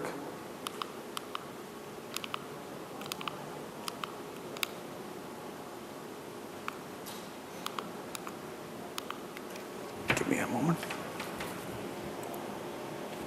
Okay. So this is the maximum new connections per second test. So what we are doing is we are going through the data sheet just to tell you the 4115, and we are trying to replicate the maximum new connections per second of a value of 200K, right? Next is we are just going to look at the access policy. How does it look like? It's just a basic any allow rule, right? Next, we are going to look at what kind of configuration do we have on the test tool, right? So this test tool we have configured for 200K, right? And we can see it's all HTTP traffic. Yeah, it's all HTTP traffic in here. And these are the parameters. I'm just using GET request and basic parameters over there, right? So let's begin the test and let's take a look at what exactly do we see here. So with these basic parameters, and I've not done any under the hood stuff, right? This is This is what, as you see, right? This is the only traffic profile I've used. This is the only policy, not using any other policy. And so I've resumed the test and I've jumped back to test, forwarded it a little forward. In this case, you can see we haven't reached it yet.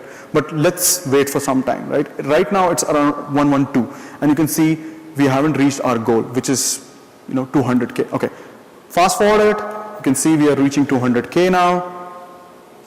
So are we there yet? Yes, we are. So we have reached 200K connections per second for this test, right? Let's look at the Snort CPU, what it looks like. Okay, all 100.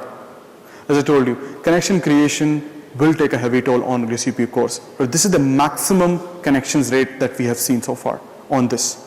200K is the maximum connection rate we have seen. Now, can you go further? You can, but you will see drops. So when I was testing it, I went to 220K and 250K, but what really happened was I could see drops. I could see the test tool getting, backing off. So at this point of time, I had to stop. So this is where the tuning really begins. So this was the maximum new connections per second test. Now let's come to the interesting one, which has many preconditions. Yeah, sorry.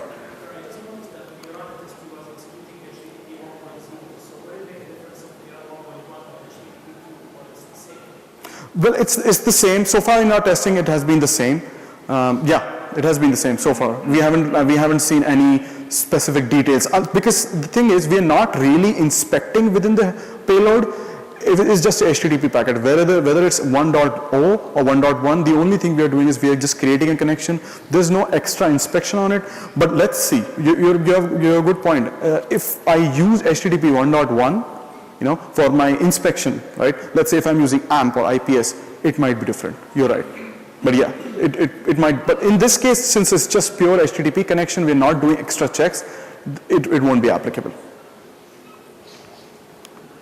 Okay, so this is the interesting one because there are many conditions. And this is the one where we get most complaints out of. How do you reach your datasheet with TLS, right? So you can see the preconditions to test, and few of them are mentioned in datasheet, one of them is not, right? So what are the SSL version we are using? TLS 1.2, RSA key 204-bit, right?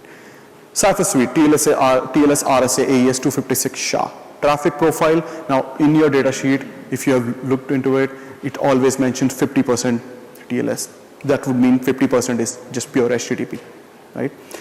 Access policy is a any allow rule, but with a SSL policy mapped to it. SSL policy, what is the action on the policy? Decrypt resign, and in this case, what is not mentioned is the record size. So this is something that we have tested, and this is the part which is not mentioned in the datasheet, not right now. SSL record size that we use, which is 1460 bytes, and session reuse. So TLS session reuse or session resumption is a concept where we are trying to fast forward the flows.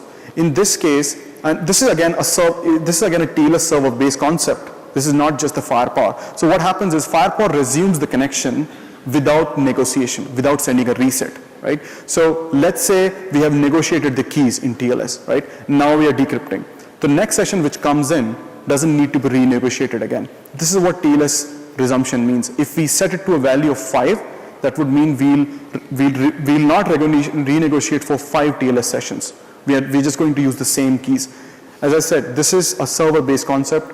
Again, this is not just specific to FTD, right? So these are the preconditions that we are going to test. Okay, so it's not playing, so let me play it. Okay, so this is the TLS throughput test. And just scrolling through datasheet over here, what exactly does it look like? So we are going to test with the 4115 product. We are going to test TLS decryption throughput, TLS hardware decryption in here with 6.5 gigs, right? Now let's look at the conditions, or because there's a star over there or 1 over there. So let's see what are the conditions matched there in the data sheet, right? And we are trying to match all of them. In this case, throughput is measured with 50% TLS traffic, TLS 1.2 version, AES 256 SHA, that's the cipher suite, and we're using RSA 204-bit key. Okay, now let's look at the policies. So as you can see, again, we're not applying IPS or AMP inspection on it. If you do, we're not going to match the data sheet again, right? If you do more inspection, we're not going to match that number. Okay, so this is just a, okay, I think it, yeah, so this is the SSL policy. In this case, as I said, we are just going to look at the parameters that we have configured here. This is a decrypt resign policy, and the cipher suite that we are using is decrypt resign. In this case, we are just using, I'm just showing the certificate. We'll see that the cipher suite mentioned is the same as we have configured, and we will be using TLS 1.2. Yeah.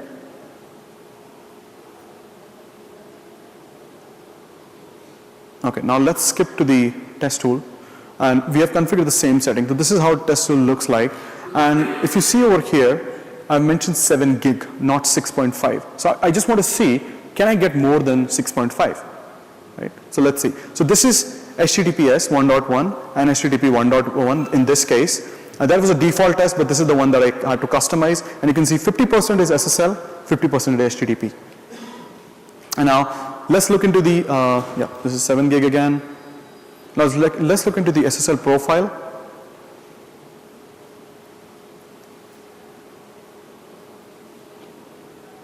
Okay. So in this case, we have configured the same settings, right? I'm just showing it to you just for matching all the parameters. Same cipher suite, same version, same RSA 2048 keys. In this case, this is where I mentioned record size and where I mentioned session resumption. At the end of the appendix, you will also find a slide which just tells you about what is session resumption, so you'll find that useful as well. Okay, so let's begin the test. And I might have to fast forward a bit.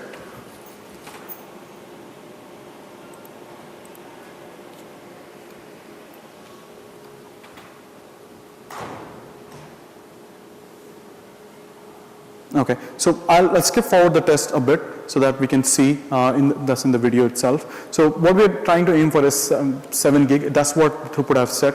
I expect at least 6.5 gigs, right? So test is starting now. It's ramping up. You can see the stair-step approach that we have taken here. Okay, so it's 2.5. I've skipped it forward, and I can see more than 6.5, right? So why do I see more than 6.5? Well, our data sheets are, a bit conservative in that sense, right? So when we test, with 100% CPU, and with no ASP drops coming in, you can consider that you should at least reach that value. That's not the max upper bound, but you should at least be able to reach 6.5. If you're not able to reach 6.5, that's a problem, right? So you can see that the actual goal is 50% SSL, 50% this, and we were able to reach that goal, right? And in this case, next is we were able to achieve 6.95. Let's look at the SNOT counters, right? The CPU utilization. In this case, all heavily utilized, all up to the mark. So all are 100%, 99, all are equally distributed. So we are able to get the desired throughput that we wanted. Okay, so just to show you that we are getting SSL decrypt events, and this is from a live demo. So I'm just going to show you the SSL decrypt events, that's all. Okay, we can see a decrypt resign over here. Yep. And let's skip to what was the throughput that we got. So I'm just going to view the report and let me show you how much throughput did we get. We got 6.95 gig, which is well above 6.5. Okay, so this is the end of the demo. Okay, any questions so far? Because I'm going to begin with the threat efficacy part of it. Control plane still behaves fine with such amount of flow. I'm sorry, can you repeat that question? Control plane still behaves fine with such amount of flow. So control plane, yes. So control plane is really about when we are doing inspection. So in this case, we are just showing the SNOT CPU. So if you want to check the control plane CPU, you would have to go show CPU detailed, right? But yeah, if it's TLS is involved, control plane, because everything is in data path right now, right? Control plane will begin when something is required, all is offloaded to data path inspection. So if it's very specific to control plane inspection, then you will see only control plane getting up, but data path is not that high. Okay, so threat efficacy testing. Now, what is threat efficacy testing and how do we do it, right?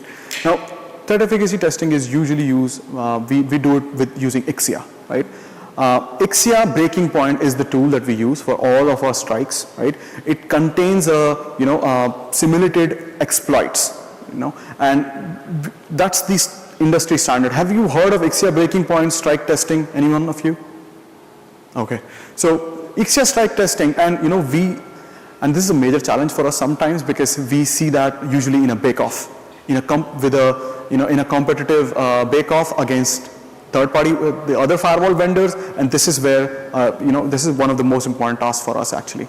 So in this case, we try to understand how can we achieve maximum efficacy against those Ixia strikes.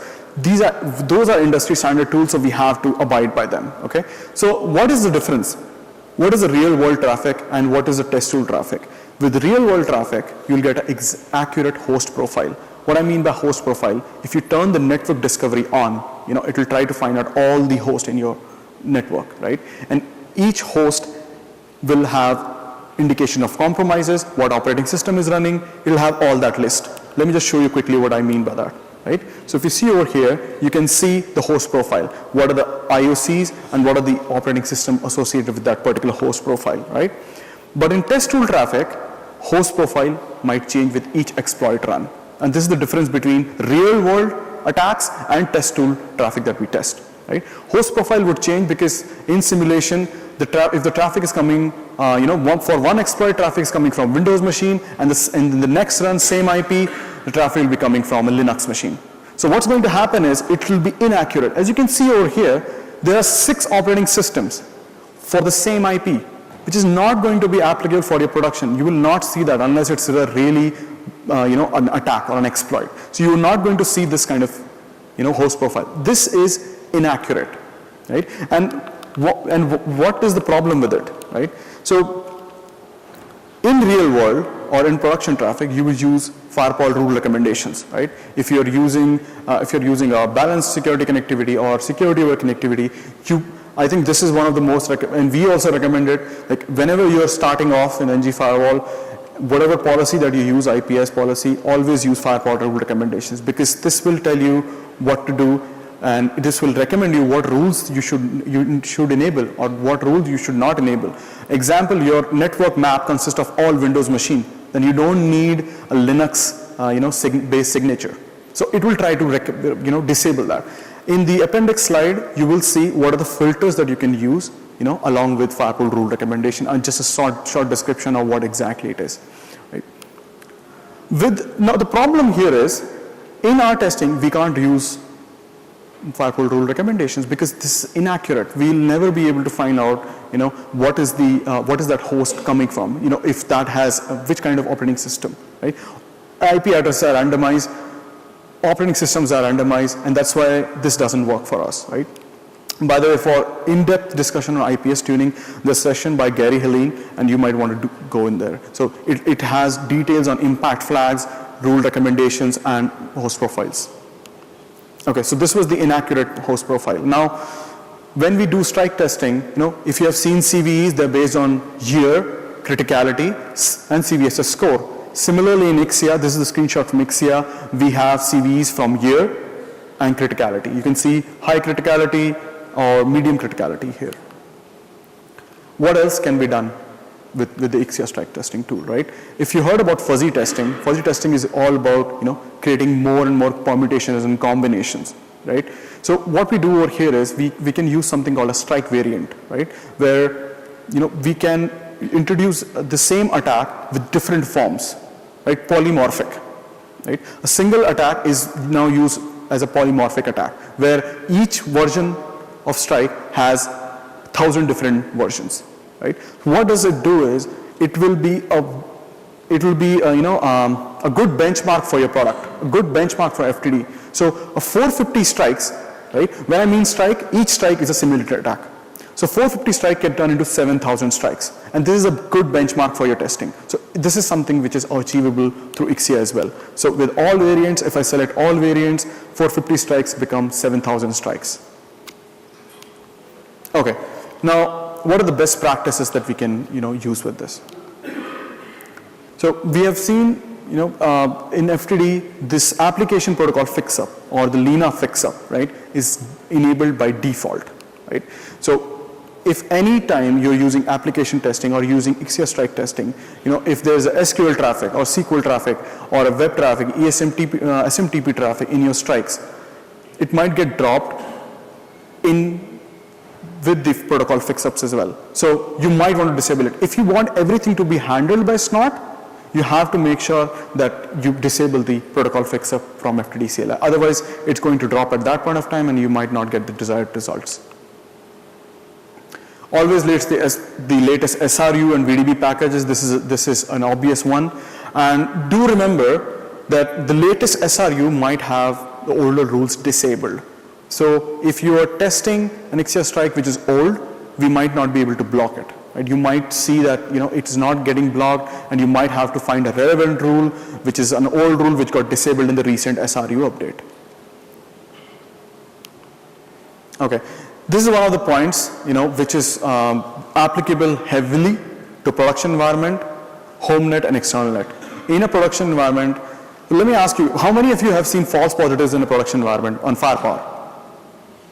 Okay, I think plenty have seen. Okay, so in production environment, whenever we see a false positive, right, that would mean we are dropping a traffic which is not supposed to be dropped, right? So the very first recommendations, if you open a case with TAC, if you check with us, we will always tell you, have you tuned your home net and external net variable, right? Home net cannot be any, it has to be trusted. Why? Because variable gives IPS directionality. With no direction, it can still inspect, but it might drop your, trusted traffic. So we need to make sure for production environment, home net should be set to, trusted flows. It should have your trusted network. But with strike testing, it's not actually applicable. We have to make sure that all these variables are any. Why? Because IP addresses are actually randomized, right? In one exploit, an IP which is a victim will become an attacker in the next one. So because these are very randomized, the client to server and server to client relationship is never exactly established. It's just the way they do it. So we have to make sure to achieve maximum efficacy, we have to set these variables to any. Again, not applicable to your production environment, but applicable when you're doing a benchmark for efficacy. Next, some of the Ixia strikes might also contain malware. Right? And at that point of time, you have to consider creating a malware policy as well, because if you don't have a malware policy, they will not be able to block those strikes. Right? So in this case, have an AMP policy configured to block malware so that you can still achieve maximum efficacy. Do you have any questions so far? Because I'm going to show you a demo on efficacy testing. Okay. Okay, so what we're going to do is we are going to do efficacy testing using Ixia breaking point, and let's see how much efficacy we get. And in this case, we are going to use Ixia strikes from 2018 and 19, right, the latest strikes, right? 2020 they have not published it, so I couldn't get it. So, but the strike pack that I'm using here is 2018 and 19 with all kinds of vulnerabilities. So we are going to see how much, how much efficacy can our box give in these cases. So what are the preconditions to test?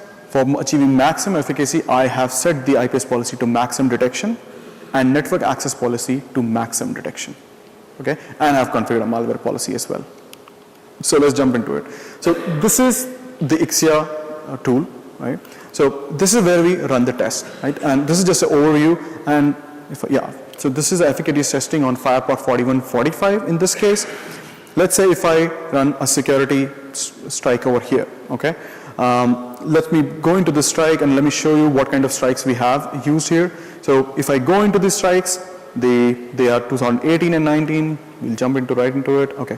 So let's search by year. So first is 2000. Okay. Yep, 2018, and we can see the reference CVE number for it, just like you can see on IPS signatures. And we can see the criticality as well. So I've zoomed in as well. So you can see this is a critical strike, and I'm going to just sort it just to show you that there are other strikes as well. So this list consists of the yearly strikes with all criticalities, medium, high, or critical. Yeah, let's go to 2019.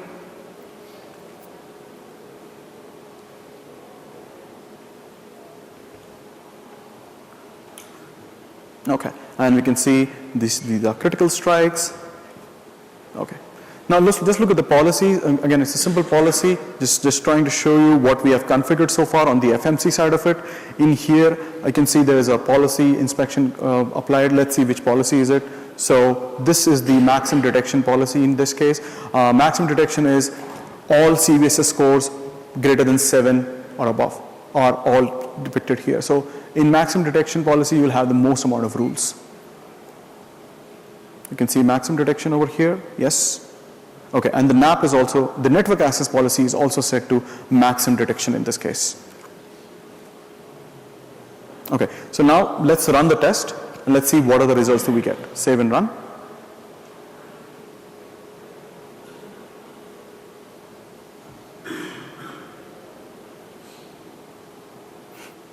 Okay, so I've skipped the test. So there were around 450 strikes, and let's see what is the report. So this is again, this is not, we are not doing anything under the hood. This is all the strikes of Ixia, and you can see we have achieved around 98% strike efficacy. So we blocked 98% of strikes. Now, why did we block only 98, not the 2%? Well, there can be multiple reasons, right? There might be invalid strikes, there might be old strikes, or maybe we have disabled the older signatures in the SRU, which are not relevant. Sometimes we have to, sometimes our team works with Talos as well to understand why the signature is not getting fired or why the strike is not getting, blocked. But sometimes it's just because the strikes itself are invalid. And in those cases, we work with the vendor. We work with Ixia, we work with Spirent to understand that. And we work with Talos to understand if this particular signature, why is it getting fired, and create rule coverage for it in sometimes. As you can see, we were able to achieve 98% efficacy with this. And yeah, this is the latest result that we have got. And we are using the latest SRU and VDB updates, 2021s. Okay. Okay, before we start with the conclusion itself, I have a lot of session takeaways. Do you have any questions so far? Okay, if you don't have questions, let me ask one. So I was wondering why nobody asked one particular question, and let me just jump to it. Okay, so it's...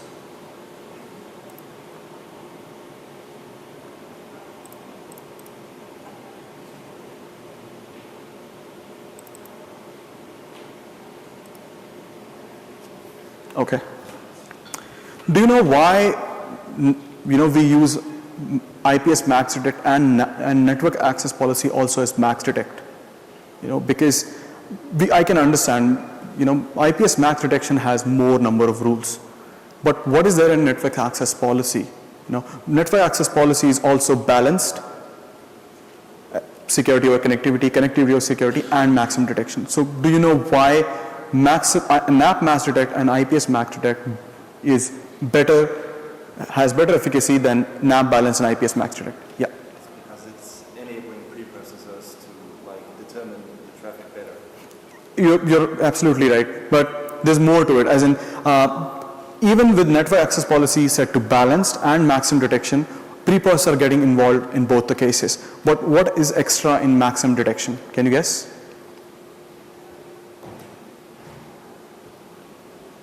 Okay, the answer is both of them are doing preprocessor checks. You're absolutely right. But the level of detail it can get into is different. So this is a screenshot that I've taken from network access policy configured as balanced. You can see the number of ports that it can detect, 80, 443, and I don't have I couldn't do the screenshot for all of them, but let me just tell you there are not many, okay? And you can see the client flow depth and server flow depth is set to 300 and 500 respectively. What does that mean? That would mean all the client traffic that I can see, I will only inspect up to 300 bytes. That's my upper bound. For server flow depth, I will only inspect up till 500 bytes. That's my upper bound. So this is the balance part. Now let's look at the maximum detection, right? In here, we're going to inspect more. As you can see, right? If you just look at the ports, right? There are more ports here. So we are going to, inspect more traffic, right? And we have client flow depth and server flow depth as 0. which is basically unlimited. We are going to we are not going to have any upper bound. We are going to look into all the bytes that are being sent from client side and all the bytes that are being sent from server side. Okay, so I do have, since I do have one more interesting thing to tell you. Let me share that with you.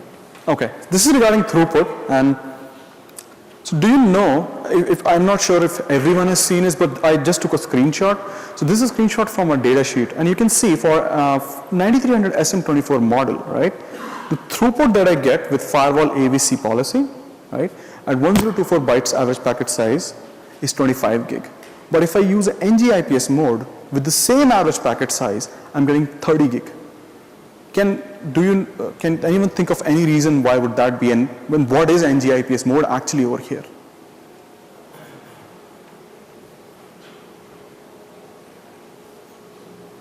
Okay, let me tell you that. In FTD deployment modes, there are several deployment modes, right? So we have routed mode, transparent mode, and then we have inline sets, right? We don't have a pure inline over here, just like SourceFire 7K or 8K devices, but in a routed or transparent mode, we can still configure inline sets, right? What really happens with the inline set is, we have two inspection engines, remember. We have Lena and we have Snort, right? With inline pair configured on FTD, routed or transparent mode, we do a partial Lena engine check and we do a full Snort engine check. But if there's no inline pair, we're going to do a full Lena engine check and Snort engine check. Lena engine check is basically revolving around TCP proxy. Okay? If we are using partial Lena engine check, we use lightweight TCP proxy. If we are using full Lena engine check, we use full TCP proxy. And that is the reason you will see a drop in throughput if you're not using inline sets. So a pure NG-IPS mode will give you better performance than just a plain routed or transparent mode. This is the reason why you would get more performance out of the NG-IPS. Okay, let me resume the session. Okay.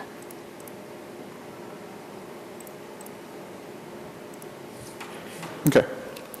So, in conclusion, I would like to, see what did we learn so far, right? So what did we learn?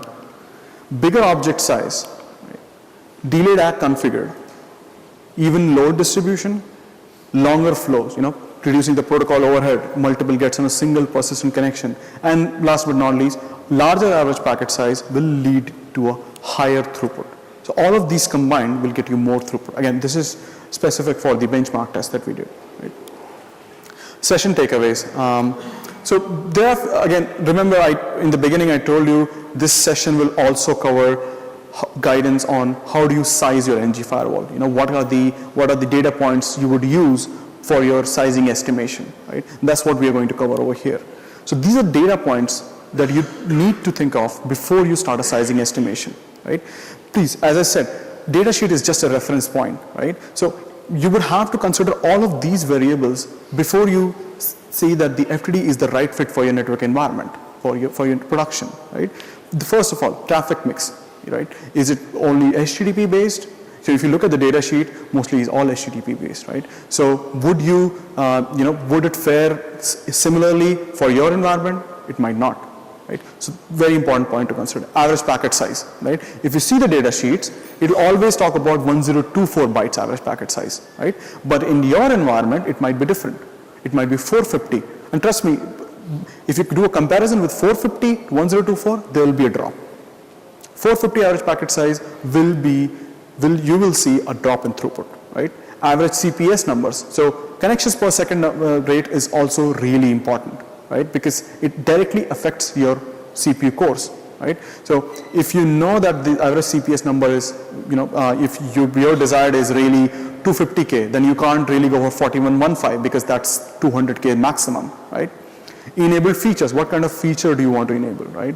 Do you want to enable IPS? Do you want to AMP, right? Do you want application identification, URL filtering? All of these, how much logging do you need, right? How many rules do you have? And on all of those rules, Do you have logging enabled all of them or none of them?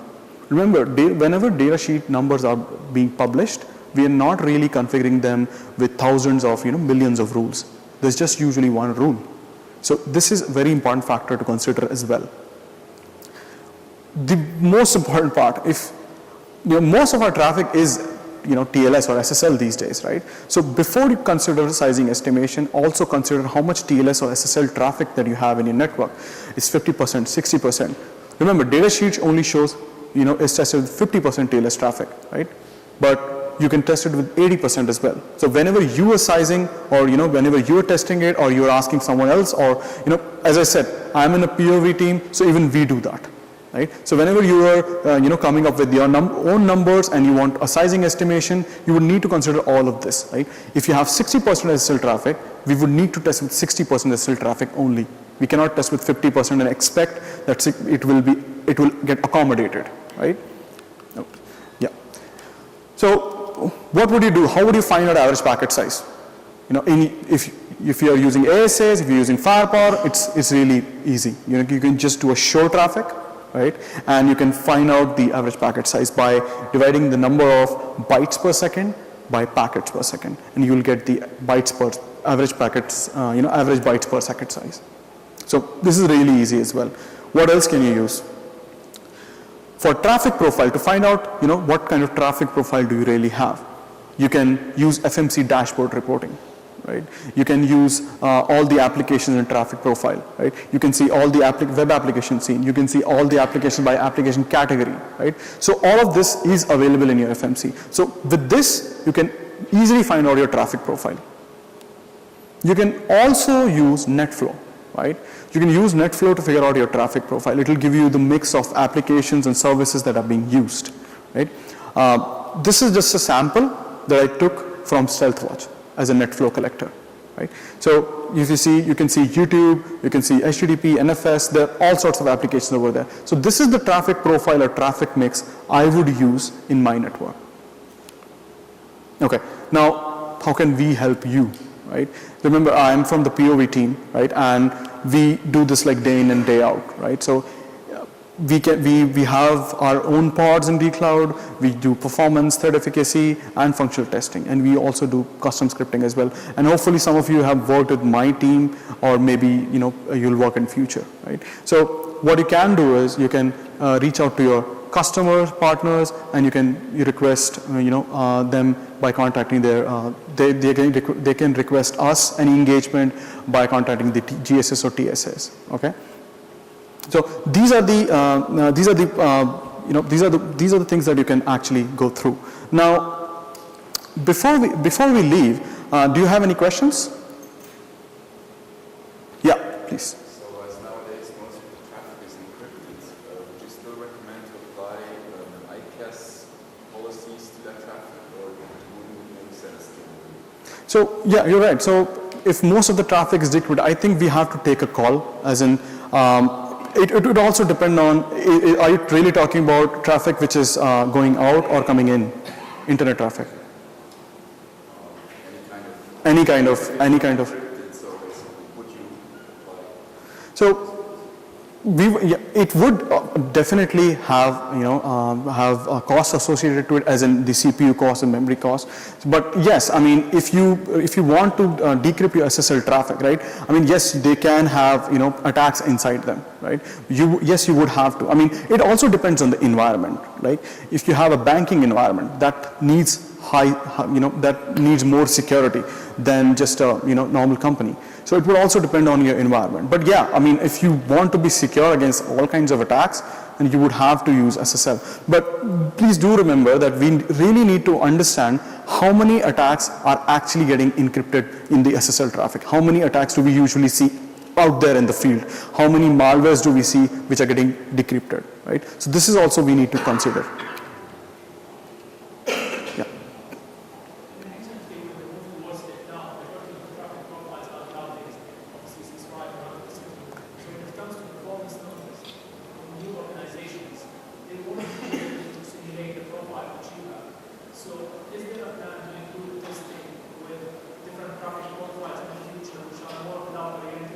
Or because these changes are not possible So the question really is that, and can I mention the data sheet over here? I think that's the question, right? Okay, so the question really is, our data sheet right now just provides, 1024 average packet size, and it's all usually HTTP. So are we going to, include more realistic traffic profiles or enterprise mix profiles in our data sheets, right? So yes, we are working on it, and just to give you an overview, there's something called NetSec Open testing. Anyone heard of NetSec Open so far? Okay, so I can't give you the time frame. People will fire me maybe. But yeah, very soon you're going to hear about NetSec Open testing, right? Which is an open and standardized testing platform. So they are independent testers, right? And Cisco is one of the founding members. So are the competitors. Maybe can I take name? Checkpoint, Fortinet, Palo Alto. They are also one of the founding members. And NetSec Open have a way of standardizing all the throughput testing, efficacy testing, right? So what they're going to do is, they're going to really, you will soon hear more about it, so they're going to actually test it with a more realistic profile. So that is your answer. So you will get to hear more about NetSec Open testing and how our products are actually being tested against. So you will hear soon about these things. But yeah, we are trying to ramp up our data sheet. We are trying to revamp it to include more and more details, which you must have seen. There are a few details that are not mentioned in the data sheet, which I mentioned over here, which are going to be really useful for you.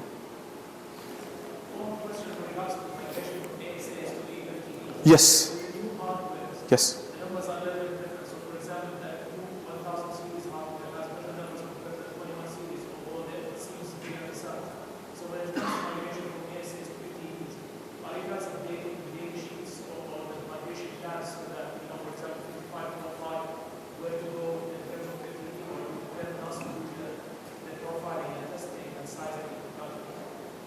Okay, yeah, so the question is, while we are releasing new hardware, right, have we actually created a migration strategy for, what is the replacement for your 5508 or 5506 or even 5505? Did I get the question right?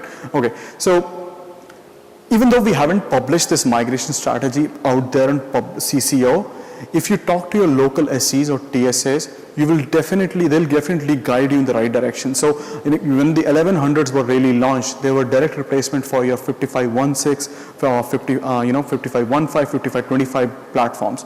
So yes, 1100, you're right, they're giving better performance than that. So even though we haven't published it out there on a global or public forum, if you talk to your local TSAs or SEs or even AMs, they will definitely guide you in the right direction. Any more questions that I can take before finish off session? We have the performance estimator as well. Yes. So, It's okay. also a great help. So you know about that. Okay. So there's something. So let me just inform everyone. So there's something called, and it's not open yet, but we are working on it. So there's something called performance estimator, as the gentleman mentioned, and it gives you another direction. Whenever you have your average packet size ready, you know what kind of features to enable. You can use performance estimator as well to give you a glimpse of what will be the sizing look like. Does it fit your requirement? Now that is again a tool, right? But if you need any test drive part, realistic performance numbers, then I would always suggest to go with testing or benchmark testing. Again, as I said, not everyone has the industry standard tools for testing, right? And they're licensed. So as soon as I say license, it's not cheap, right? So if you don't have it, you can come to us, right? We can help you in that. And we are getting a lot of POVs, such POVs requests. So yes, performance estimator is one way to go, but for a realistic benchmark testing, we always trust our realistic numbers. Yes.